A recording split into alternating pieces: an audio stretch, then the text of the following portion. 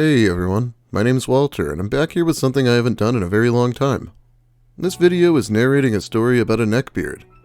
Neckbeards are bearded gentlemen who often dress to the nines and have a very keen interest in anime. But it's when they try to hit on women that they really shine.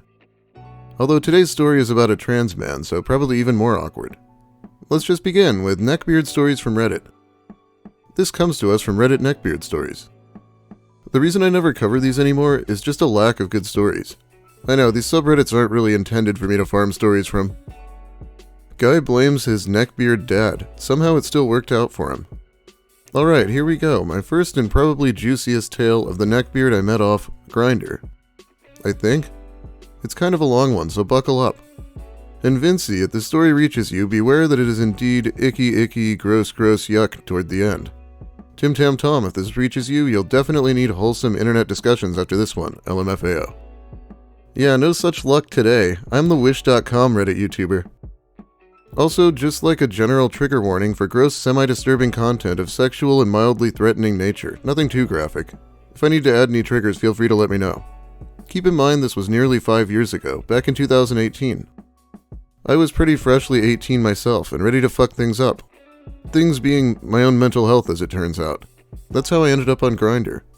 I, 18 at the time, 23 currently, am female to male transgender, and was pre-everything at the time of this story, and still a virgin. For some reason I had a huge insecurity about that, even though I was either still in high school or fresh out of it. My memory isn't the greatest, so some of the timeline and details may be fuzzy.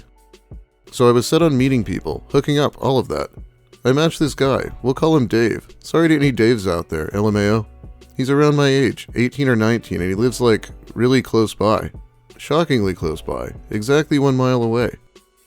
Okay, so we get to talking, and Dave here is very interested in the fact that I am transgender. Most in the trans community will agree that a cis person taking very intense interest in that is a red flag. Other than that, I honestly don't remember the nuances of the chat, but in my eyes, the fact I found someone okay with my gender on a mainly gay dating app was a huge score. He wouldn't be the last guy I thought I got lucky to match with and ended up being oh so wrong about, but that's a story for probably another subreddit, another time. I also have a very hard time connecting with people my age and was honestly sort of attention starved, so I agreed to meet up. However, I didn't yet have a car, so I have to ask my guardian to drive me. It didn't occur to me to just walk. I guess it seemed a greater distance in my head, and I was paranoid I'd get caught doing so. See, my guardian is a bit of a helicopter parent, and she cares for us deeply, obviously, so there was no way in hell I'd be honest about meeting up with a stranger from Grindr. Or be able to walk down the busy road, or be honest about anything, really. If I remember right, he couldn't drive yet either, and wouldn't have a way to meet in public unless I picked him up. In my mind, my guardian would 100% know he was a stranger if we got in a car together to have her drive us somewhere public. So obviously the smarter idea would be to claim I reconnected with an old friend from early high school or middle school, whichever one I said, and that I wanted to go to his house. That's right, I asked her to drop me off at a stranger's house under the guise it was someone I knew. I didn't make the wisest decisions back then, and as I said, I was mentally ill. I didn't have much regard for my own physical safety.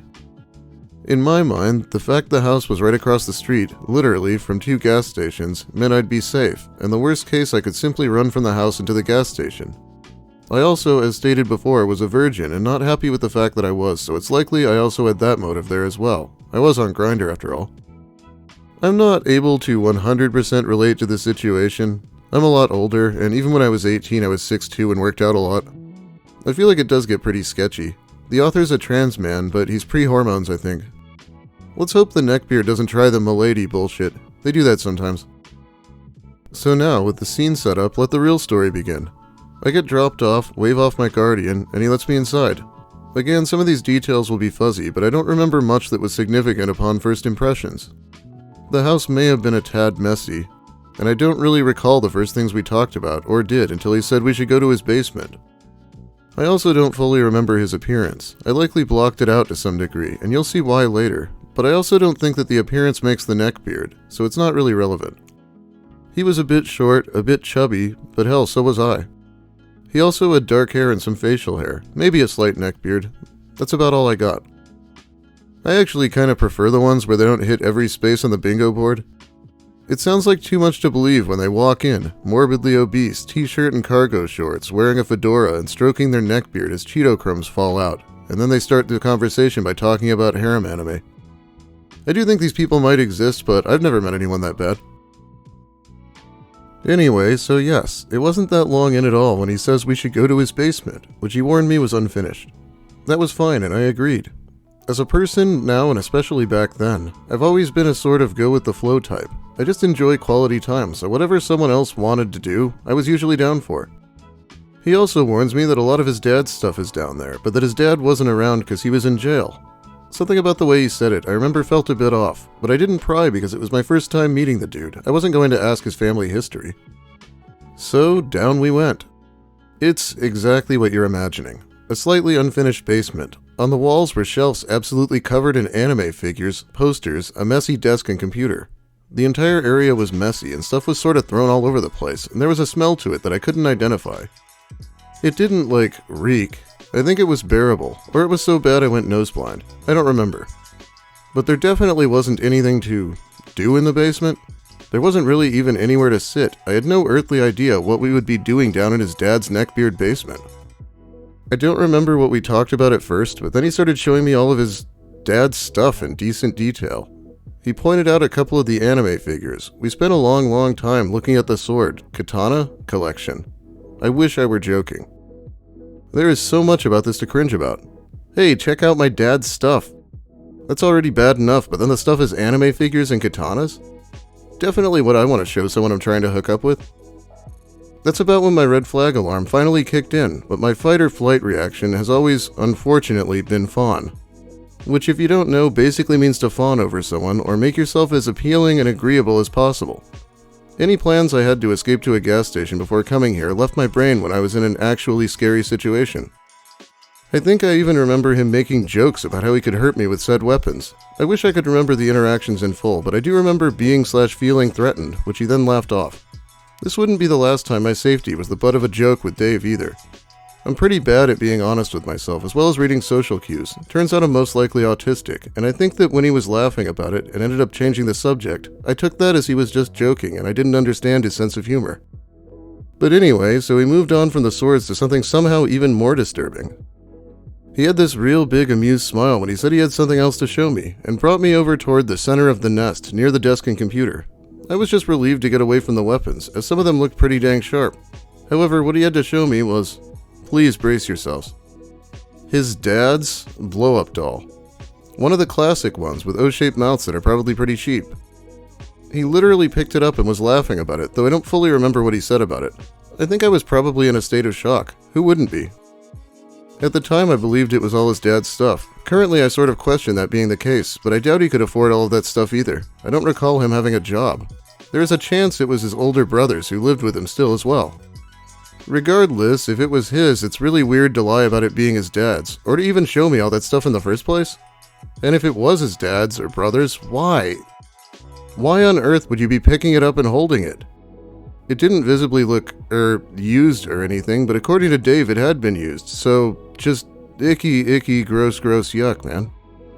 The worst part about this entire story? We ended up in an empty, unfinished, sketchy part of the basement that at least smelled a bit better. New house/wood smell, where I ended up making out with him, and at some point that day that I can't remember, I lost my virginity to him in the end. Like I said, I didn't make good decisions back then. In fact, I went back there semi-frequently for a while, which ended in more horror stories.